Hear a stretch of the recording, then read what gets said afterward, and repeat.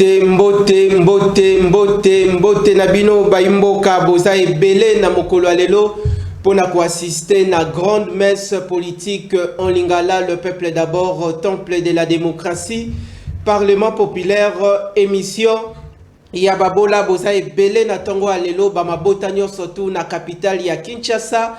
Bamabota surtout Boza Bongo répandu dans le 26 provinces de la République démocratique du Congo. Grand merci na diaspora congolaise Bozwami Bongo en dehors de nos frontières, Bozwami Bongo na Canada, na États-Unis, na Londres, na Allemagne, na Belgique, awa na Africa. Grand merci na Nene Bozo Lembate ko accompagner Kinactu Télévision et puis magazine politique Le Peuple d'abord. Tokoso la bongo politique na Lingala na Mboka Congo et sur la toile.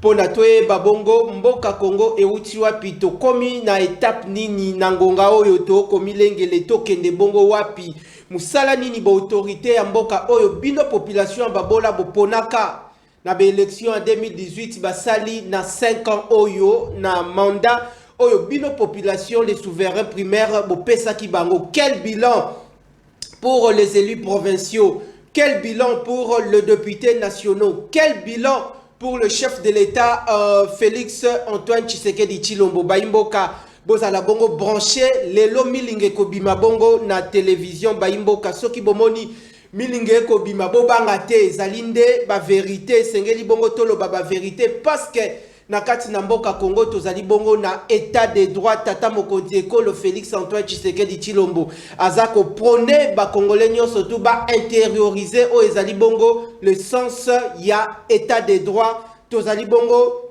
na mboka ya démocratie tokoloba vérité kobima kofinga nde ezali mabe mais to respecter constitution na biso ya mboka yango nde mobeko likonzi bokolanda biso na côté ya Léon Hôtel ba changeur nyonso tout na le château ba imboka nyonso tout boza répondu na capitale ya Kinshasa bokolemba te ko accompagner mwana ya mapinga à travers magazine Oyo le peuple d'abord Oyo plénière na biso to bandaka depuis ko banda bongo lundi kino vendredi boko lembate ko accompagner biso à travers Génération le peuple d'abord. Baimboka parmi les grands sujets d'actualité retenus à l'ordre du jour tokolobela bongo o etali bongo processus électoral en République démocratique du Congo. Yangonde sujet phare oyo to réservé na mokolo lelo comme d'habitude.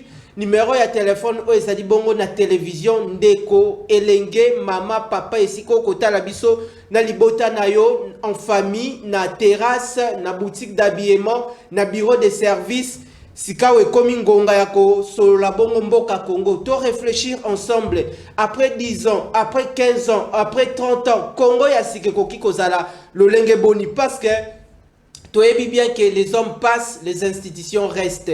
Tata mokonzi ekolo Félix Antoine Tshisekedi Tshilombo yende azali mokambi ya mboka ako kamba bongo ekolo Congo lobi akoki kozala te mais yo congolais esika ozali okola la pongi lobi par na yo ya responsabilité ekozala lolenge boni po na mboka na biso. TV moko bato ebele milingelinge bima na plateau baimboka bozala bongo branché tokolobela bongo etali bongo sujet phare na biso processus électoral en République démocratique du Congo. Grand merci.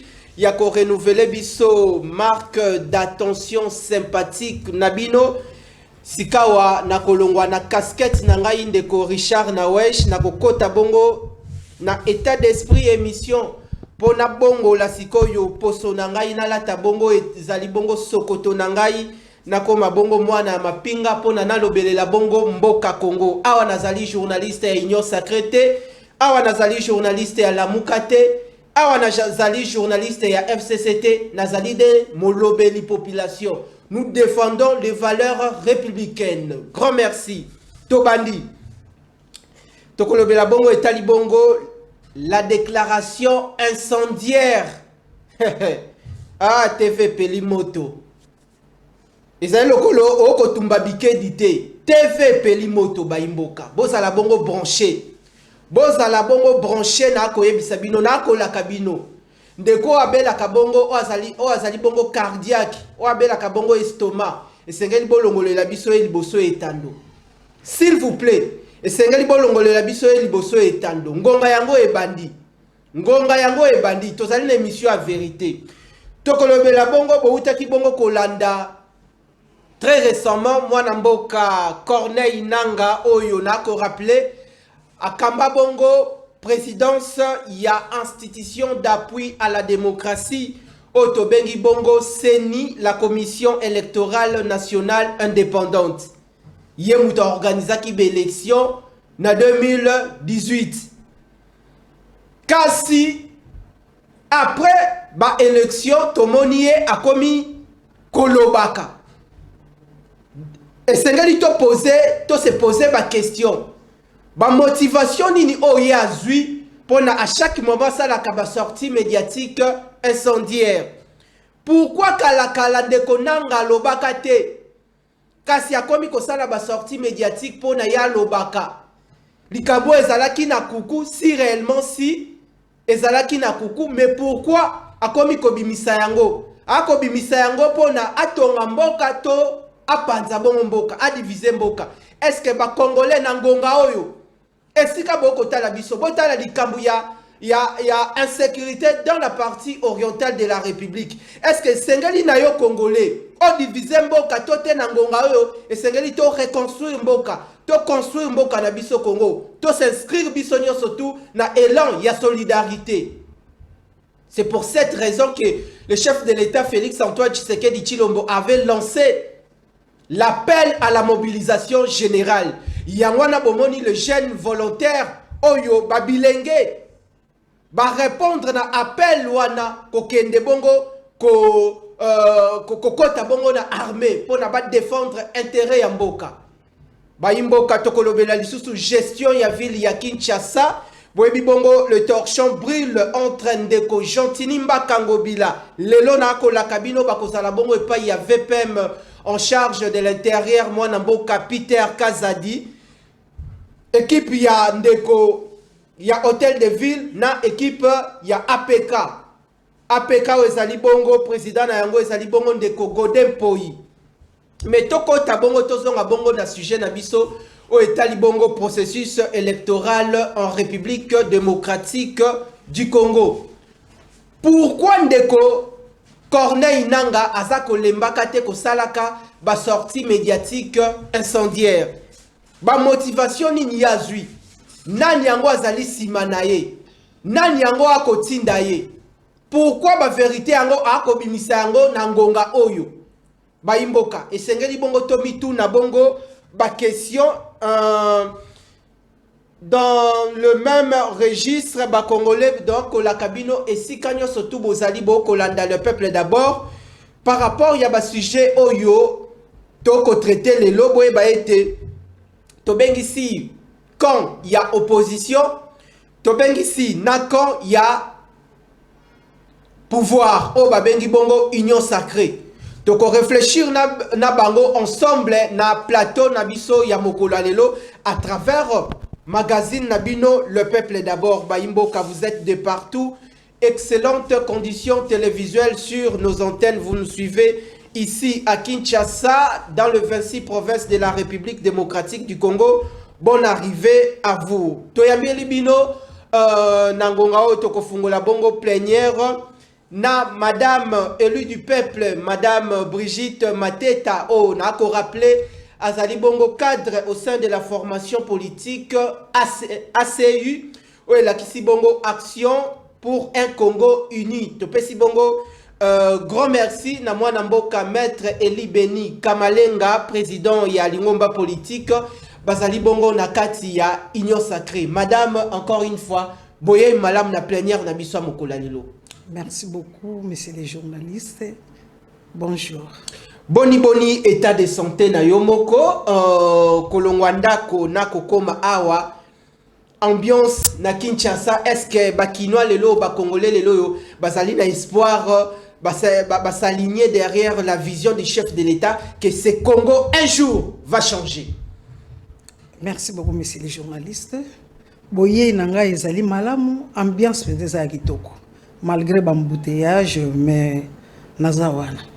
Malgré l'embouteillage aux Aliwana, Madame Brigitte, Nangonga Oto Utibongo ko présenté le cadre ya l'ingomba politique ACU o ekambami bongo na maître Eli Beni Kamalenga Nangonga Oyo ba candidature et si déjà Tsamaki parti et aligné un grand nombre de candidats au basali bongo élection il y a députation nationale députation provinciale mais la présidentielle bozate parce que boza ko accompagner candidature boza ko soutenir candidature ya tata mokonzi ekolo Félix Antoine Tshisekedi Tshilombo mais quand peu ko betela biso makambo eko kende boni na kati ya ACU.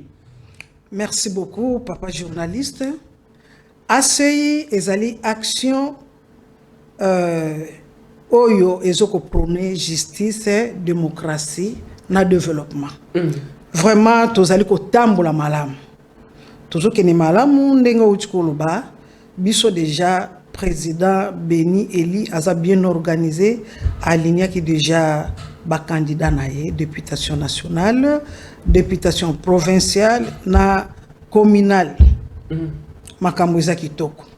Makambo ezali kitoko bo aligné batu nyonso tout makambo ezali ko kende malamu. Est-ce que vraiment les population a causé la amona bongo miracle kolekana na plateau parce que oko représenter population ya babola je crois bandeko opposition bazali na nzela bazali bongo koya mais yo muto ko ma charge pour ya nangonga oyo ya mboka pona ko éclairer population yo surtout à côté la biso nangonga oyo. Déroulement il y a opération il y a identification en partant des élections il y a 2006 2011 2018. Observation ni au ACI Asali par rapport il y a carte d'électeur les revendications tout est souci à ba congolais nangonga o ezali pourquoi bande kwebele ya union sacrée ba koloba seni ya turoyo a ezali kitoko makasi et comme le kola les corbeaux les renards récitation ba ko betela ndeko deni kadima maboko qui a organisé be élection etikala jamais kozala na mboka Congo pendant que ba imboka ba sali observation que il y avait aussi na ba carte d'électeur autosui na turoyo bilongi ekobunga ba kombo ekobunga observation ni ACU asali ngonga o ezalaki ya kozwa ba carte d'électeur kino lelo.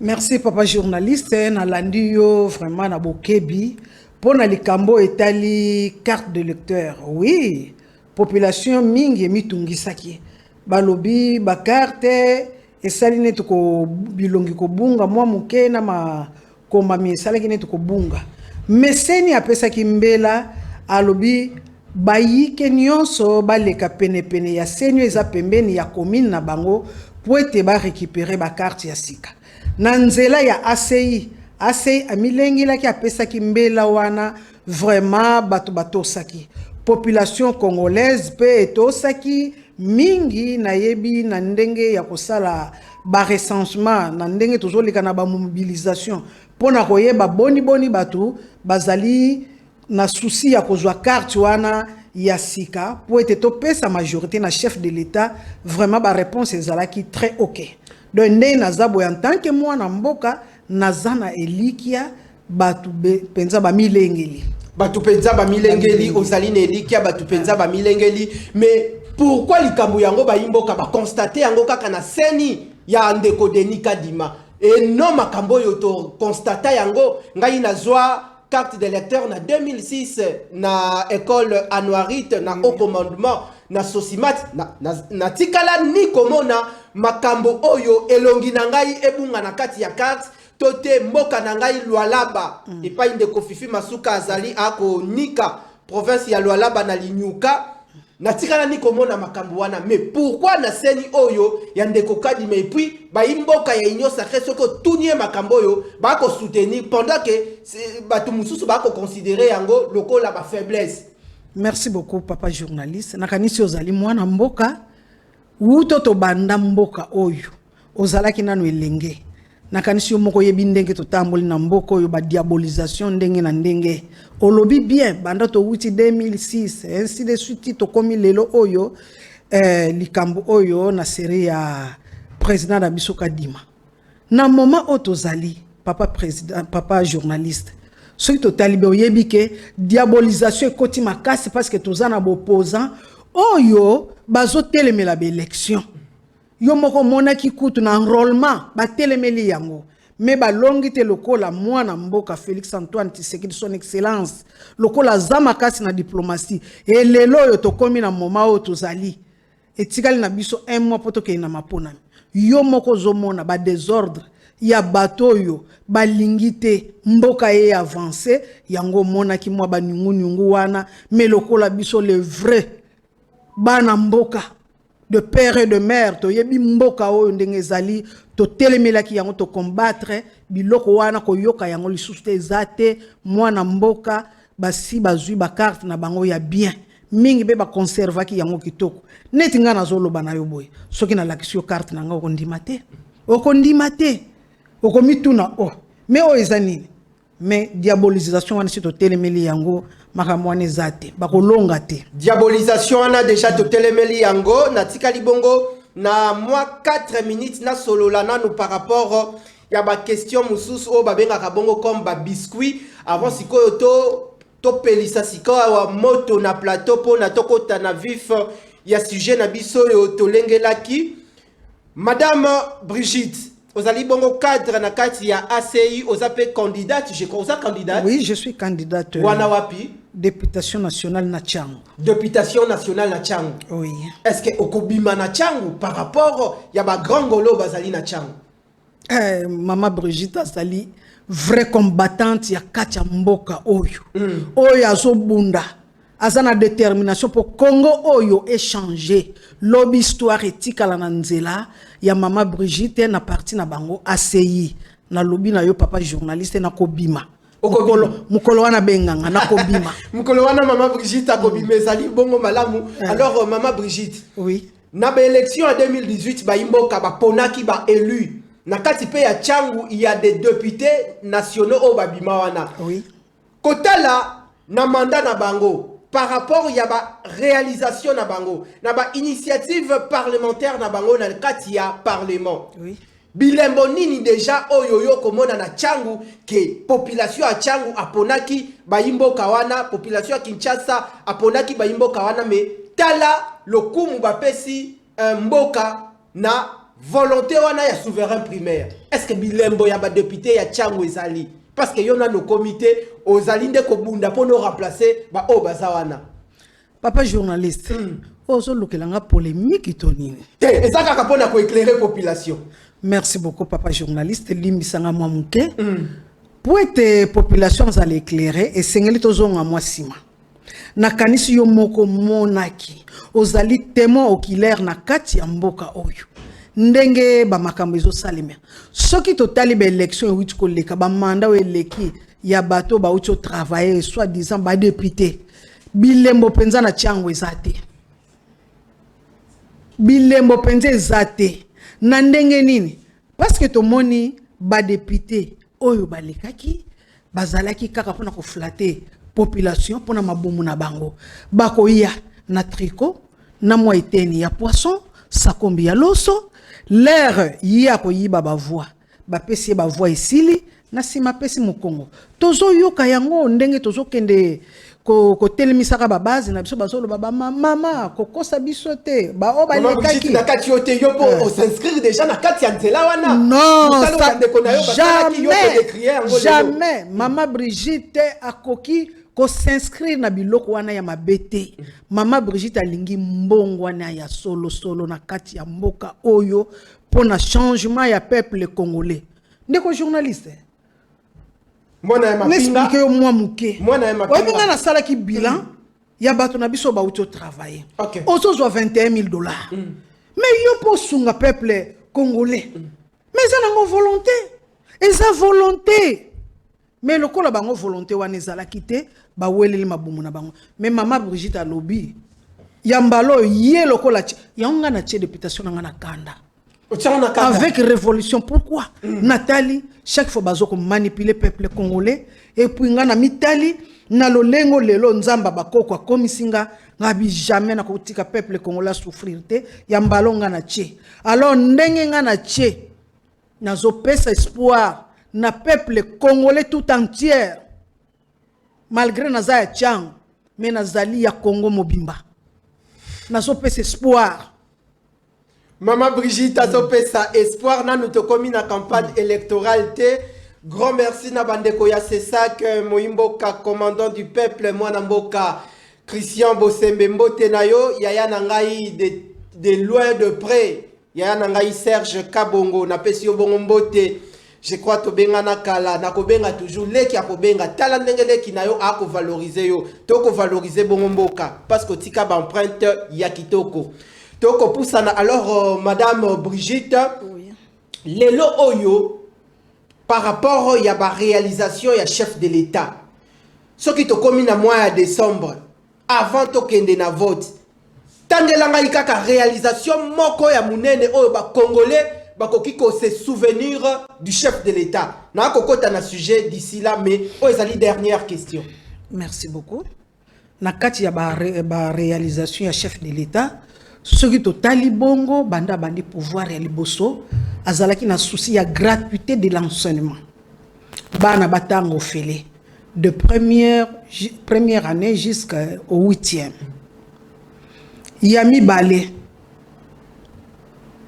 gratuité ya maternité parce que yo lobi na tanga moko ngako tuna lekisi gratuité à maternité mais bande ko opposition ba obita tamo konzi ekolo na mandat na ye ba jeune le loyo chômage na chômage ba jeune congolais ba ko souffrir okomona awa bendo pakistanais ba uti mboka na bango ba ye awa ba komi ba boss okomona musala ya chantier awa na ville okomona ba congolais bele batondi wana pendant que ba ko nyokola bande ko na biso l'état congolais aza ko s'impliquer par rapport à cette situation et puis ndeko Félix Antoine Tshisekedi Tshilombo na mandat na ye selon bande ko opposition ayeli batu société winner baimboka bakendaka kolekisa journée mobimba na winner bakendaka kolekisa journée mobimba na Paris Foot my God aussi. Est-ce que tout ça c'est ce qui freine le développement du Congo? Non, papa journaliste yangote nakanisi soko tali mboka o ba diriger yango pendant 54 ans ezalaki diriger mabe peuple congolais souffrir mais les loyo son excellence Félix Antoine aye kaka na mandat na ye mais a travailler mandat mobimba te sur totali toza la penza franc toza la batu au moni mandat au président sur totali a travaillé kaka 2 ans et demi mais na 2 ans et demi parce que na pesa bino bokeseni totamboli a une année ya Covid tala ba guerre epai wana ezali parmi ba raison na bino lokola boko gérer mboka sikoyo tozo gérer ma bête c'est la population na 2 ans et demi ou bientôt loba 3 ans président Salima Kamaminene tala ndenge azobongisa banzela na bamboka nyonso lelo social obozo yo longweti olongwenda koti okomi awa mabulu okomona na kati ya capitale nyonso tu okopetela ka Félix Maboko bien sûr na kobetela maboko parce que azobunda en tant que mwana mboka po mboka o exemple na kopesa yo na kati ya lupango yo timoli libulu wana kokunda ngona mukolo moko mais avant okuna libulu wana na mukolo moko il faut simba otuna baninga boya tokundi mais oyo ya tata na biso mwana mboka Antoine Félix Tshisekedi bomoni mboko ndenge batoboli yango na mukolo moko akokoka te mazobunda na 3 ans oyo tala bilembo oyo asali gratuité o banda to botama lelo ngai yoyo na telemi na tikala komona gratuité te mais tata mokonzi atie le biso gratuité mais bozo bundisa menga na lobi na bino échec bokolonga te ozolanda maternité bien sûr na limbola papa journaliste Poussana maternité wana nazo chité maternité atie gratuit to boité parce que Jeanne nyonso to aza tana musala ta koki kobota na ye facilement pour la gratuité balobi te ki facilement bato oyo baza compétent o basengeli o baza capable o baza na kati ya foyer nde yango atieli bango gratuité ya maternité elobi te ke jeune outi kaka na nzela olengo banalipa okende ko chaze bongo te okay. Il faut tout ça à la part des choses to mélanger na babiloko izanga tina te. Merci Nayo, Madame Brigitte Tozali Bongo Kopusana. Je rappelle que aux Alibongo cadre Nakati Alingomba politique ACU, Action pour un Congo uni. Oekamba Makabongo na mwana mboka défenseur du peuple Azalipe candidat na Tchangu maître Eli Beni Kamalenga. Grand merci Nayo, lelo tozana plénière na mama Madame Brigitte Mateto Azalibongo cadre Nakati ya Lingomba politique Oyo Bazalibongo Nakati ya Union Sacrée. Je rappelle que vous êtes candidate na députation nationale na Tchangu. Grand merci pour na sens Nayo ya disponibilité.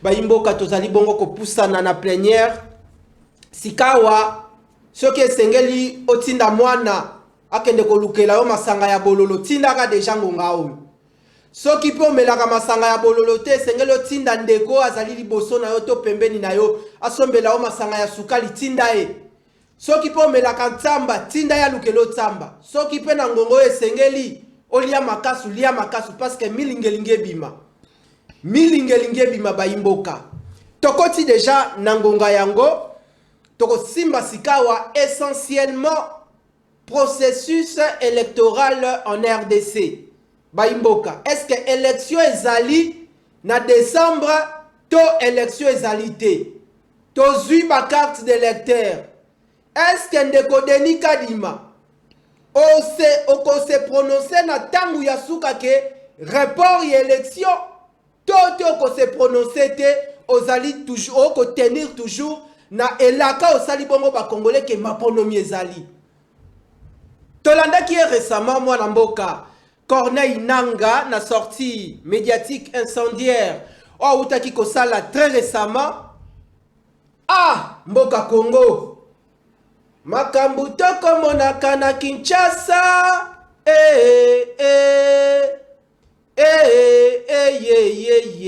mama nakolobelo côté Richard Machita parce que Kinactu télévision eza université tote eteyelo ya babtu ya bwanya tolanda ndeko Corneille Nanga asolola na population et puis population ayoka na bokebi makambu ndeko Nanga lobi et puis tosonga siko na kati ya plateau pona topelisa sikoyo moto tolandi. Merci monsieur Nanga. Bonjour monsieur Perelman. Vous avez récemment affirmé par écrit qu'il y avait eu un accord entre Félix Tshisekedi et Joseph Kabila lors de l'élection présidentielle très controversée de 2018. Vous affirmez qu'il s'agit d'un accord conclu juste avant la publication des résultats, devant témoins, par les deux rivaux donc, et validé par 3 chefs d'État. Est-ce que vous pouvez nous dire aujourd'hui, pour la première fois, exactement de quoi il s'agit? En 2018, je confirme effectivement qu'il y a eu un accord. Et je confirme aussi le fait que non, le président de la République a menti. C'est du mensonge. Il aurait mieux fait de me regarder en face et qu'il le dise. Pourquoi ne l'a-t-il pas dit à Kinshasa? Il y a eu bel et bien un accord. Et c'est cet accord qui a permis plus ou moins l'alternance pacifique avec pour la toute première fois, après 60 ans d'indépendance, une remise et reprise entre 2 chefs d'État, un sortant et l'autre entrant. Je confirme qu'il y a eu bel et bien accord avant la publication des résultats. Alors, qu'est-ce qu'il y a dans cet accord? Il n'a pas été rendu public. Vous avez affirmé que vous en êtes l'un des rédacteurs. Que dit cet accord? Est-ce qu'il dit que Joseph Kabila et Félix Tshisekedi se mettent d'accord pour partager le pouvoir, alors que d'après la CENCO, d'après beaucoup de pays occidentaux, l'élection n'a pas été gagnée par Félix Tshisekedi, mais par Martin Fayulu? Donc, ne revenons pas sur là. Je pense que ce n'est pas opportun de revenir sur la question de qui a gagné. Parce que de toute façon, la CENI a annoncé les résultats provisoires et les résultats définitifs ont été annoncés par la Cour constitutionnelle. L'accord était, en fait, la circonstance de 2018 est une circonstance exceptionnelle où pour la toute première fois, on n'avait jamais eu une passation des pouvoirs. Et c'est la gestion de cette circonstance exceptionnelle où il y avait la conjugaison de plusieurs intérêts. Les intérêts de ceux qui étaient avec les différents candidats, les intérêts de la communauté internationale, mais ce qu'on a souvent oublié, les intérêts des forces de sécurité et de l'ordre. Bien entendu, la CENI devait jouer un rôle pour la paix, pour la passation pacifique du pouvoir. L'accord s'intitule l'accord pour la paix et la stabilité de la République démocratique du Congo. L'accord n'a violé aucune disposition de la Constitution, mais elle permettait la fluidité de cette passation de pouvoir. Et je confirme que l'accord a bel et bien eu lieu, mais M. Tshisekedi est habitué au parjure et à la négation. Et je me demande pourquoi l'a-t-il dit à New York? Il devait le dire à Kinshasa. Qu'y a-t-il dans cet accord, Monsieur Nanga? Je vous repose la question. Pourquoi est-ce que Félix Tshisekedi nie qu'il y a un accord si vous dites qu'il n'y a pas de problème? Pourquoi ce secret? Pourquoi ce mystère? Il n'y a pas de mystère, il n'y a pas du tout de mystère. Dans les jours qui viennent, Monsieur Perelman, nous allons rendre public l'accord.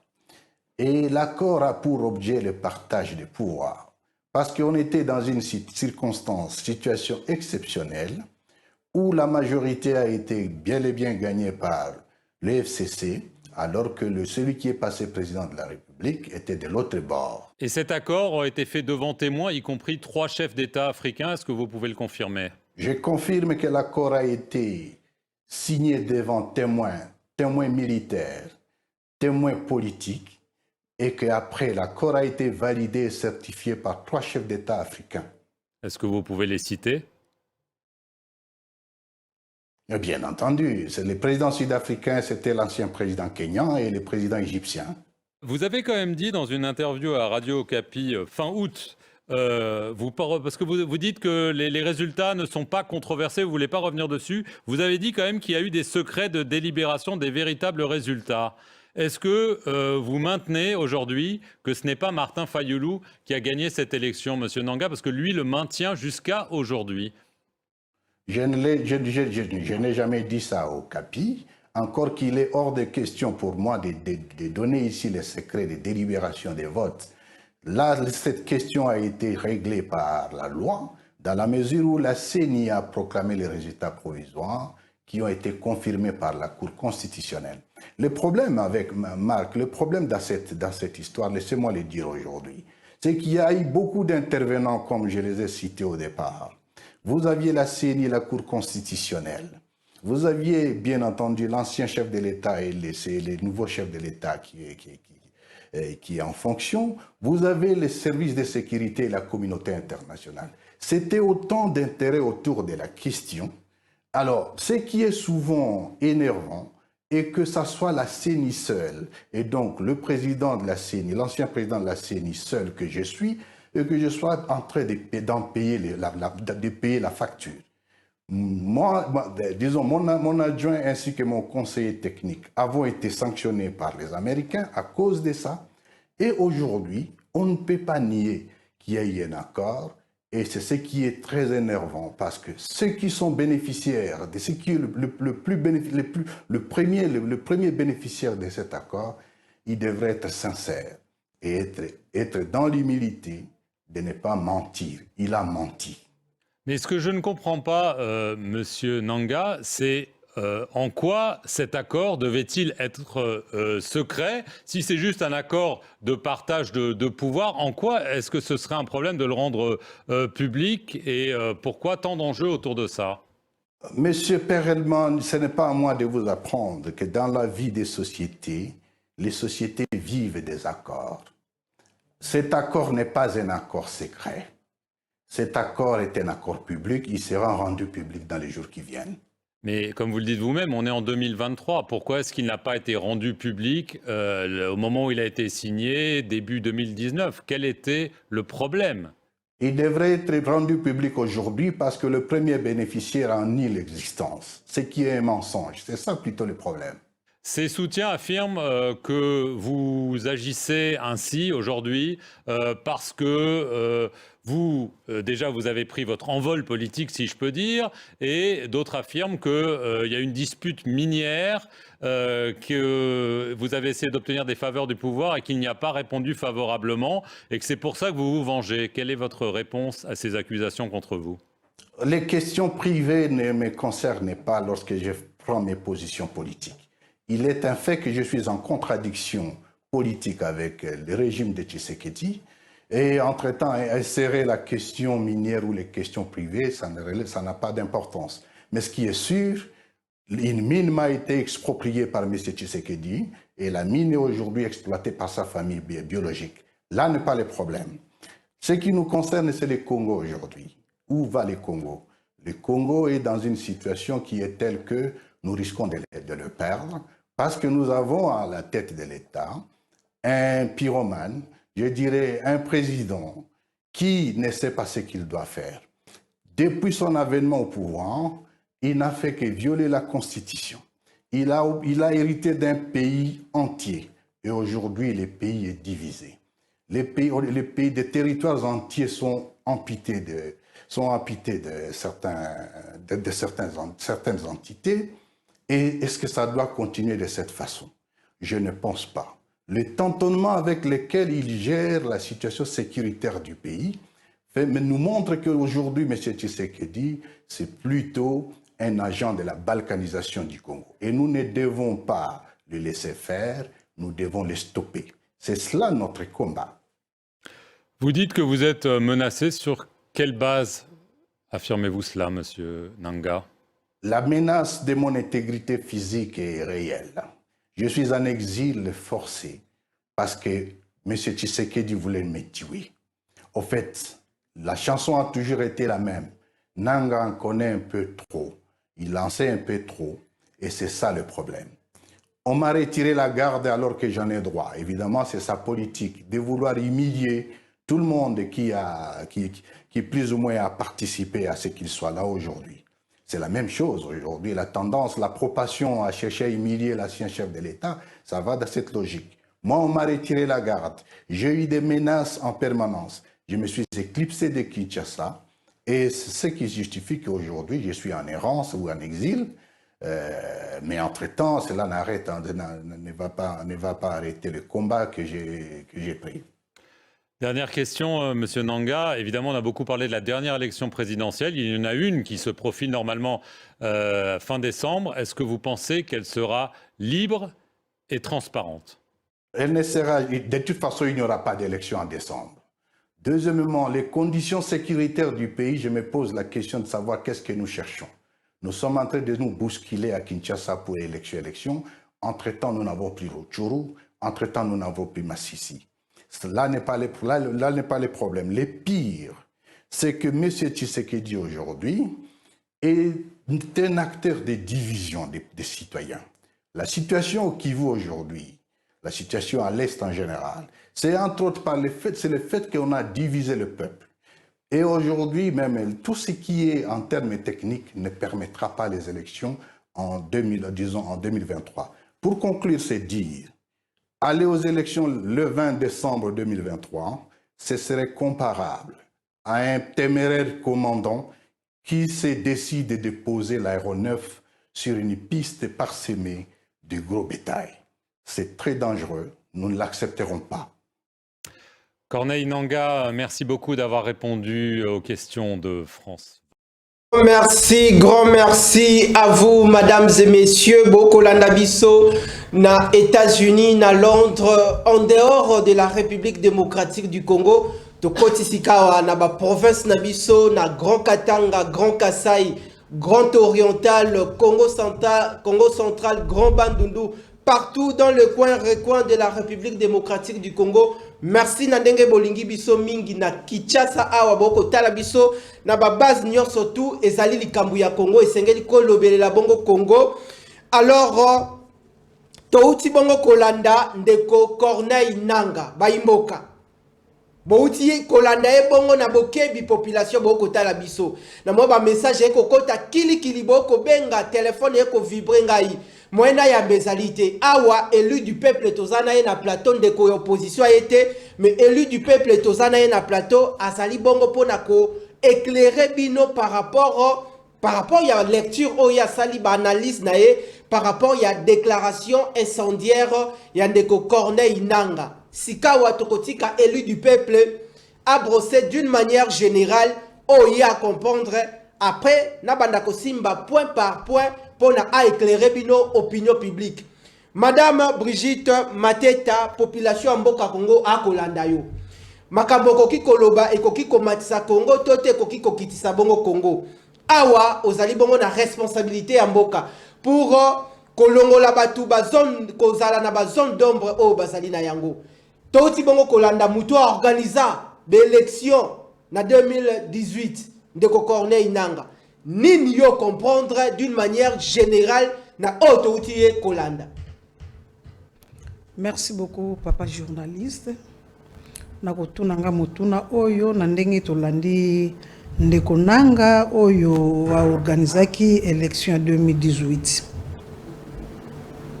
Selon l'analyse nanga soki natali, lo lenge ye apesi explication na ye ndenge bakor et salema président Félix na président l'ancien président Kabila soki natali na kati un ezo jouer place wana. Nini N. Nani azana N. Nanga zana N.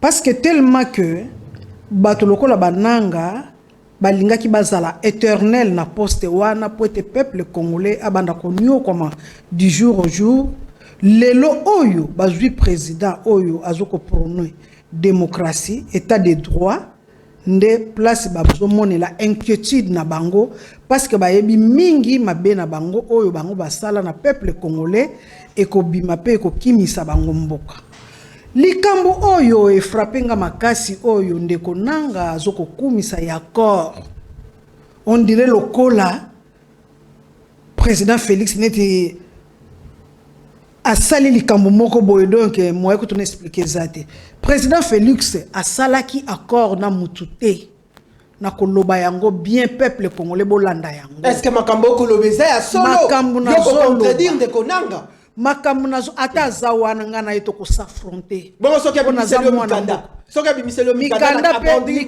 mikanda pe bato ba sala na bango fraude na yebi bango ti ba juridique ba atanga na koma na niveau wana te mais sagesse on a zanango sagesse politique na yebi ba jena bango le président Félix Tshisekedi na Kabila basala accord te pour être lelo passation ya pouvoir et le kandenge le kaki na kimia et zalaki nde na kati ya dialogue ya masolo parce que tango ya Kabila kokaki ndenge nzamba bongisela ki tango Kabila kokaki et sengila katika mwana mboka pour être kamba mboka oyo et sengila ki kopesa accès comment priorité na dialogue entre les acteurs politiques toté et sengeli ba résultat ya solo réel oyo souverain primaire a manifesté volonté na ba urne yangwana ndizaki ko préoccuper Congo.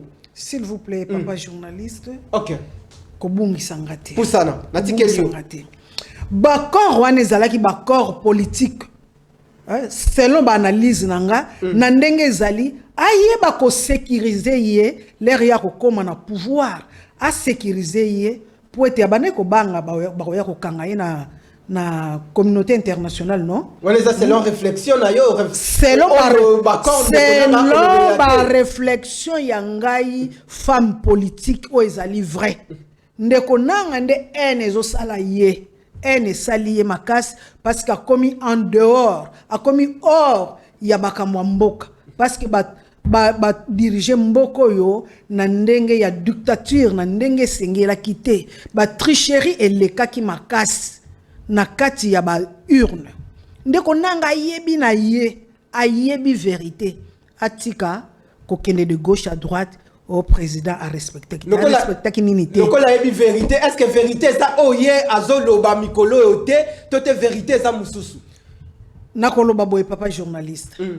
nakosenga na nanga amikitisa en tant que mwana mboka soka zali mwana ya mboka ya solo solo amikitisa donc azonga na asenga zonga na mboka mais atika kokene de gauche à droite c'était parce que to yebi makambo bango basali kati na mboka oyo lelo to komi libre non yo liboso ezalaki na tango Kabila okene ko critiquer Kabila ndenge tozoloba boye na émission okomeka te mais lelo avec le président Félix o azoko prôner état de droit azoko lakisa peuple congolais nini wana démocratie na kati ya mboka président Félix bazoboaki les soyi mais akipa aseka kaka parce que za mukonzi mumemi maki il y a solo de père et de mère.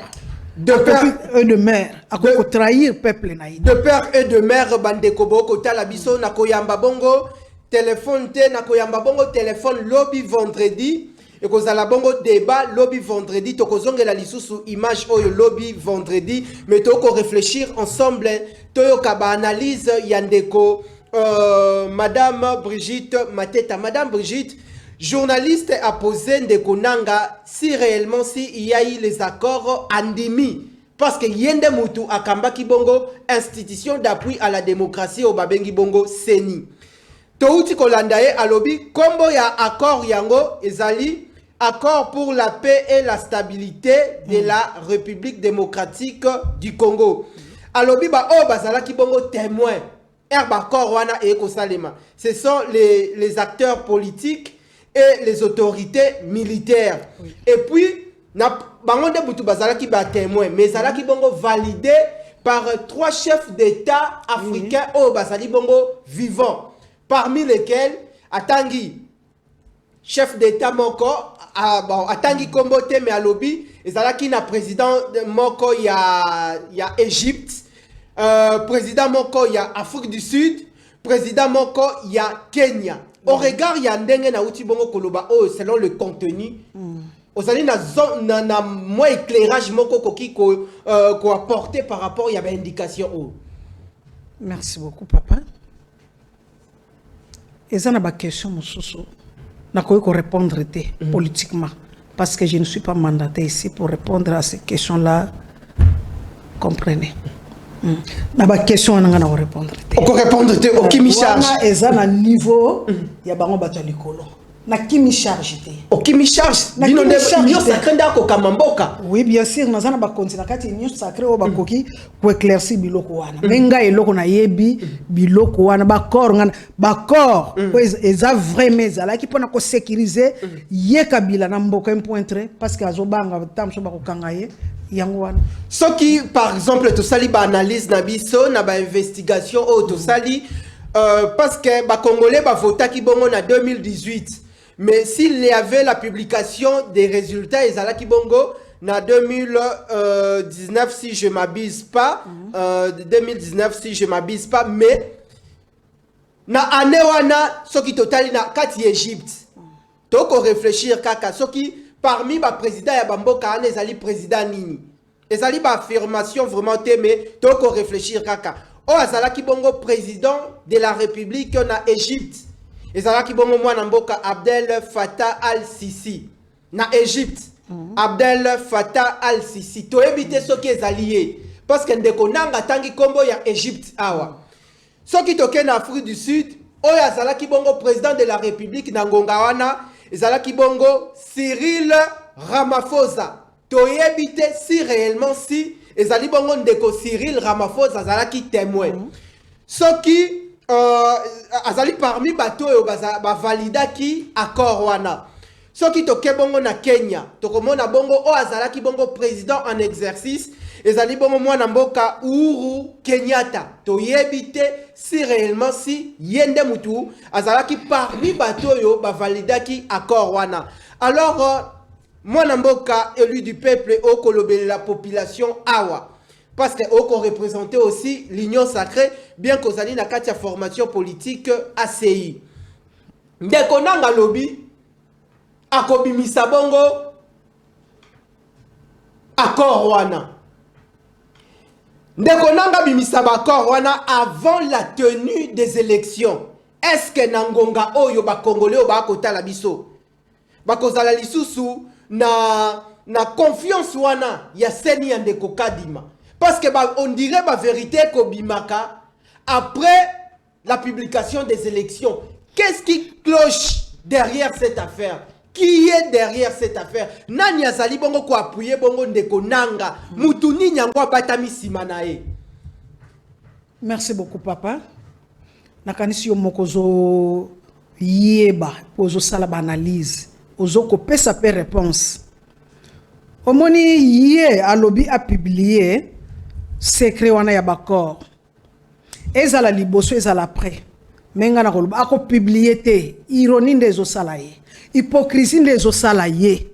donc ozo mona ke place ezali ke haine bazana haine basali mabe mingi basali mabe mingi na kati ya mboka oyo peuple congolais akomi éveillé akondimata eloko moko te aloba na biso vérité alingi nini kaka na moma oyo banda kalo ya koloba yango te kaka sikoyo nani aza nsima na ye toyebi moto aza nsima na ye boyebi azali nani ye moko ndenge aza wana yebi conscientement ye moko ayebi ndenge aza wana yebi ata moto aza nsima na ye peuple congolais aza na kobanga te peuple congolais si alamuki si afongoli misu asi ayebi bosolo na bango baza donc na kati ya hypocrisie baza na posa ya mboka esili bango te me mboko bango bakoni ata te donc na moni pe nanga yo ozali congolais te nanga azali congolais te selon makanisi congolais te na yebi si okeba selon makanisi na yo oko mettre en garde mais tomoni okosakana na président oyo azo prôner état de droit ya ye ya kitoko azo ko promettre peuple congolais vie ya kitoko tomoni ba révélation na ye eza na même comment contexte na récente déclaration ya général John Numbi o lelo ba ndeko mususu ba ko benga ye azali civil mais tangu ya Kabila azala kibongo général comparativement déclaration de John Numbi na ndeko nanga différence entre les deux déclarations selon yo kasi bazotambola ndenge moko bakotambola ndenge makanisi na bango eza ndenge moko me bakolonga eloko te bayebi place bango batelemeli baza na posa baélection esalema te po ete mobulu ekota na mboka soki mpe nini bazoluka soki mpe dialogue eza te wana na yebisio baélection ezali oyo nyonso bazosala eza mangungu intimidation wana peuple congolais andimi yango ata moke te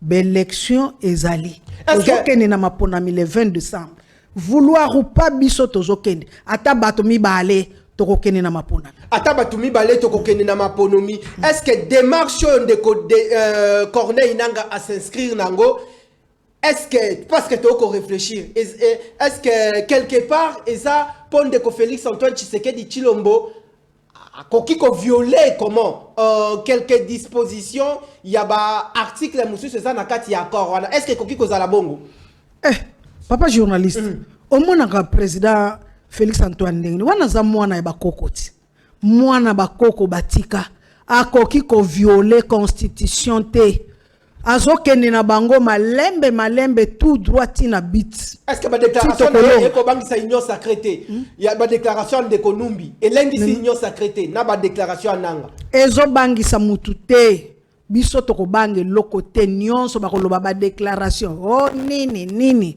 mwana Congo azo bange loko te union sacrée pa azo bange loko te tozo zela bino soki boza bana ya Congo tozo zela to mona bino far bino na biso comme ça to s'affronter to boko zela bango fara comme ça bo s'affontaner alors ndeko ba congolais boko landa le peuple d'abord lelo to ko lobela makambu oyo est-ce que nangonga oyo biso ba kongomani esengeli mboka na biso to tonga yango na ba propos incendiaires tote esengeli to mema pe na kati na mboka baimboka ndeko nanga lobby toko zela il y a des réactions qui fusent de partout je crois lobby toko zongela lisusu dossier oyo bokomona toutes les tendances politiques confondues bakozala bongo représenter awa alors lelo to yambela kibino madame Brigitte Mateta zali bongo cadre na kati ya lingomba politique ACI na bandeko bana ya Congo bazuli baku ya kolanda ona mokolo lelo na tikeli yo minute 30 secondes au solo na bango par rapport ya espoir o bakoki kozala na yango pona mboka Congo. Merci beaucoup papa journaliste.